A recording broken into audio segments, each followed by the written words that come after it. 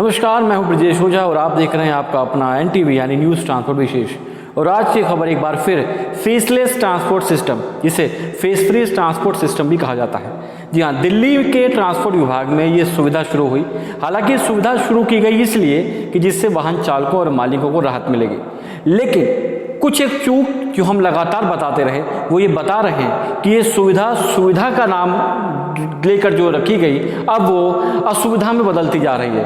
लोगों को दिक्कतें सामने आ रही हैं। हमने अपनी पूर्व खबर में पहले ही बताया था कि फेस फ्री ट्रांसपोर्ट सिस्टम से सुविधा मिलने के बदले लोगों को दिक्कतें शुरू हो जाएंगी, क्योंकि हर जगह पर फेस फ्री सिस्टम का होना एक तरह से गलत है।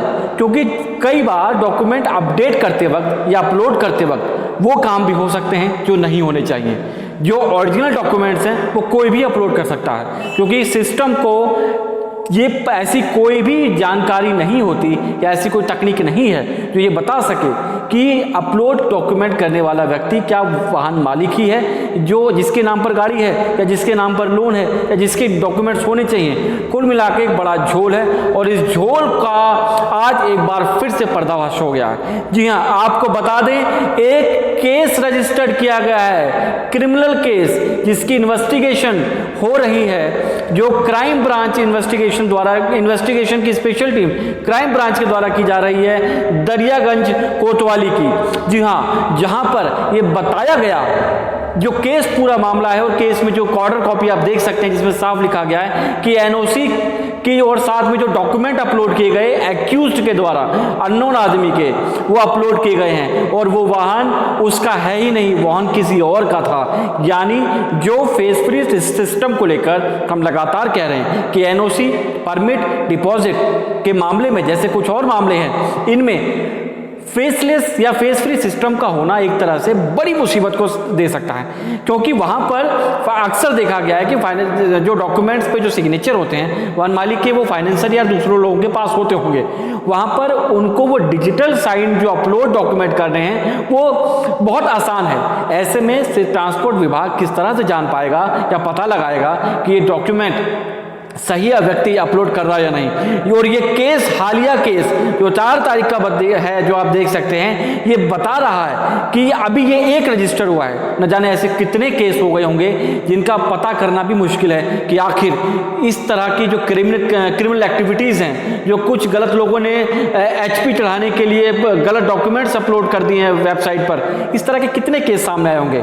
क्या इन केसों को दूर करना या इन केसों से बचने की जिम्मेदारी परिवहन विभाग की नहीं है? क्या परिवहन विभाग को डिपॉजिट, एनओसी, परमिट ट्रांसफर या वाहन ट्रांसफर की जो भी प्रोसेस है, उसके लिए इस तरह के जो प्रोसेस है, इसमें क्या ऑफलाइन प्रक्रिया को ही चालू नहीं करना चाहिए? क्योंकि अगर ये प्रक्रिया ऑनलाइन रहेगी तो इस बात में कोई दो राय नहीं कि इस प्रकार की क्रिमिनल एक्टिविटीज लगातार होती रहेंगी, इस तरह के केसेस लगातार आते रहेंगे, वाहन मालिक परेशान होते रहेंगे, कोर्ट के चक्कर लगाते रहेंगे। और इस संबंध में आपको हम बता दें कि transport operator labour and welfare association यानी टोलवा के अध्यक्ष संजय बाटला ने भी साफ तौर पे कहा है कि परिवहन विभाग फेस फ्री ट्रांसपोर्ट सिस्टम लेकर आया है, बहुत अच्छी बात है, हम लगातार इसका समर्थन करते रहे हैं। लेकिन इन 4 मुद्दों पर, जिसमें परमिट, एनओसी, फिट और क्या कहते हैं वाहन ट्रांसफर, इस तरह की जो चीजें हैं, इनमें ऑफलाइन प्रक्रिया ही होनी चाहिए। परिवहन विभाग को जल्दबाजी में ऐसे कोई एक्शन या सिर्फ एक फॉर्मेलिटी के तौर पर ऐसे कोई एक्शन नहीं लेने चाहिए या कार्रवाई या काम नहीं करना चाहिए जिसको सिर्फ ये दिखाना हो कि हमने फेस फ्री ट्रांसपोर्ट सिस्टम कर दिया है। फेस फ्री ट्रांसपोर्ट सिस्टम का मतलब है कि फेस पर टेंशन भी फ्री हो जाए। ऐसे फेस फ्री ट्रांसपोर्ट सिस्टम का क्या फायदा, इसके होने के बावजूद भी वाहन मालिकों के चेहरे पर चिंता बरकरार रहे, उन्हें यह टेंशन रहे कि उनका वाहन किसी और के नाम तो ट्रांसफर नहीं हो गया बगैर उनकी मर्जी के।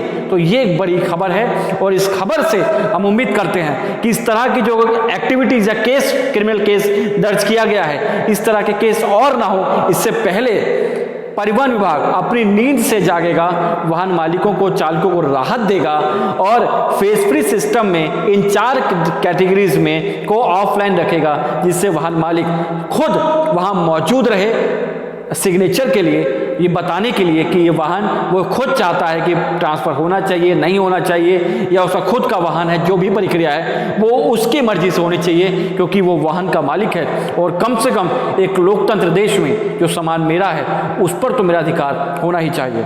खबर आपको कैसी लगी ज़रूर बताइएगा। हम फिर हाजिर होंगे किसी नए मुद्दे पर। तब तक के लिए बहुत बहुत शुक्रिया, धन्यवाद, नमस्कार।